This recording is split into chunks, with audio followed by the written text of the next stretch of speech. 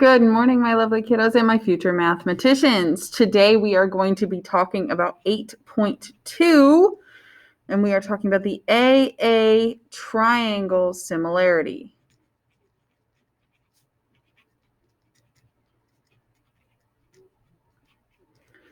All right, so last week, back in 8.1, in order to prove two things similar, we needed two things. The first is we needed to find the corresponding angles to be congruent. And we needed our corresponding sides to be proportional. Okay, and that took up a lot of time. We had to go through and make sure all of our angles were corresponding and congruent. And then we had to find the ratio of all the sides, reduce it down to make sure that they all had the scale factor. Well, today we're going to be learning a new theorem called the angle or AA similarity theorem.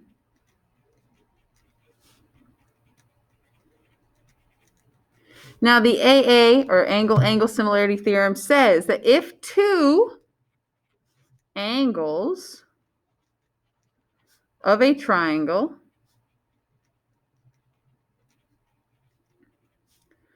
are congruent to two angles of another triangle,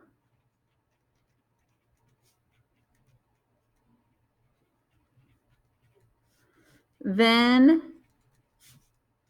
they are similar.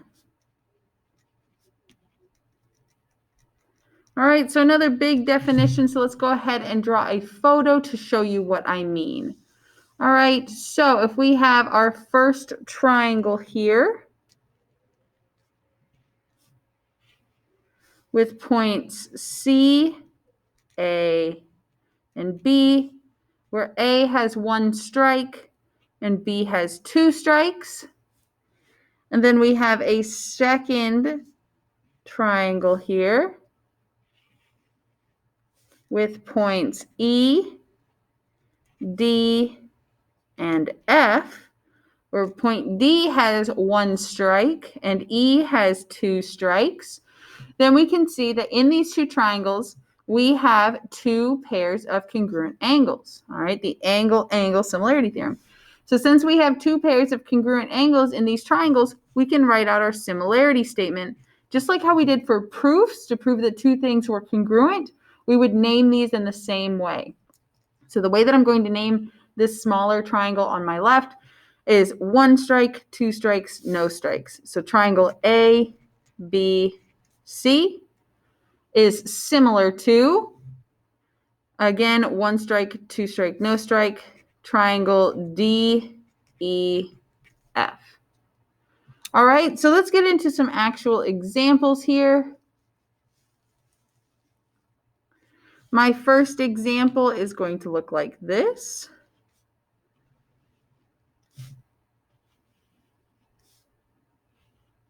With points A, B, C, D, and E.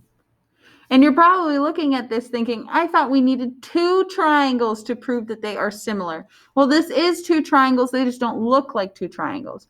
They're two triangles stacked on top of each other. So we are going to take the top triangle off and put it next to the larger triangle. So that's going to look like this.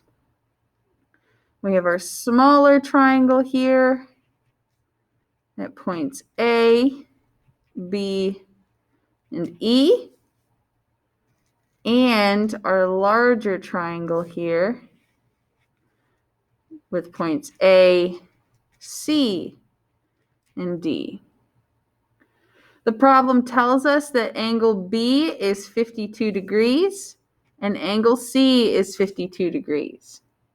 All right, so we have one pair of corresponding congruent angles. All right, and the second one we can find in angle A.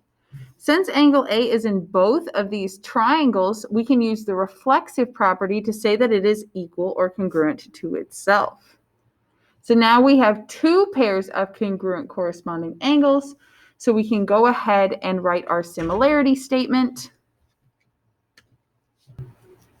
So for this similarity statement, I am going to write triangle, strike, measurement, nothing. So triangle A, B, E is similar to triangle, again, strike, measurement, nothing. So A, C, D. All right, so we have another example here, going at the very bottom of the page, where we have a triangle that looks like this,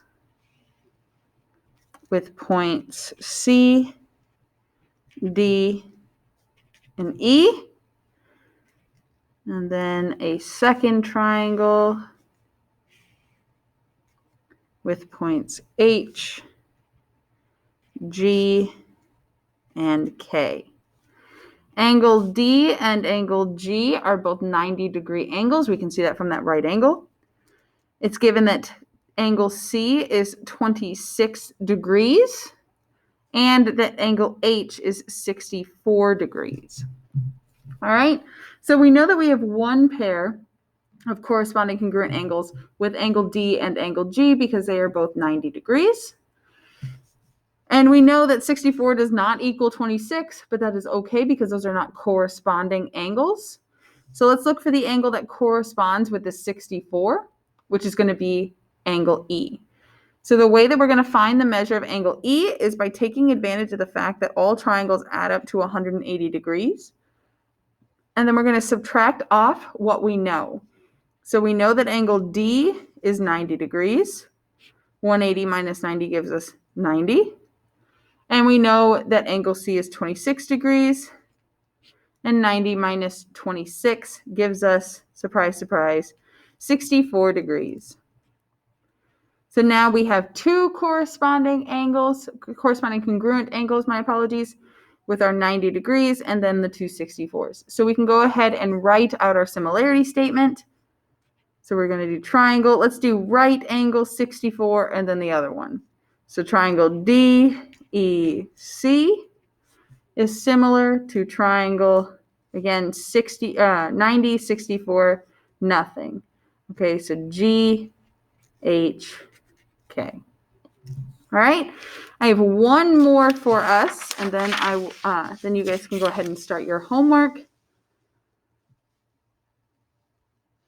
So this one's going to come in handy on your homework, specifically for number 2 on your homework. Okay. So we have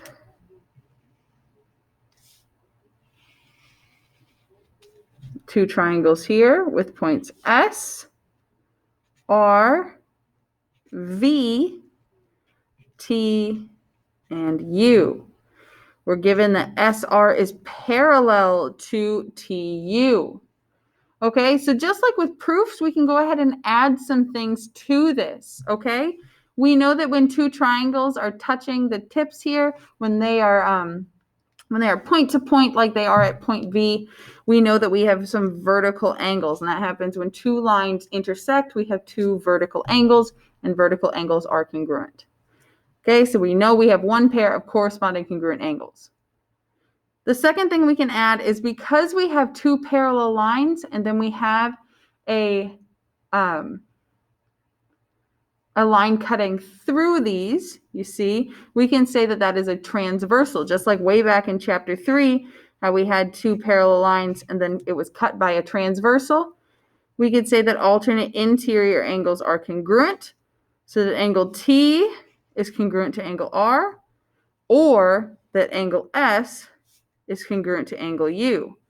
It doesn't matter which ones you pick, S and R, or T and R, or S and U, as long as you know that one of those are congruent. Okay, so we can write our similarity statement. I'm going to say Just 1, 2, 3. All right, so triangle VRS, 1, 2, 3, is congruent to triangle VTU, 1, 2, 3.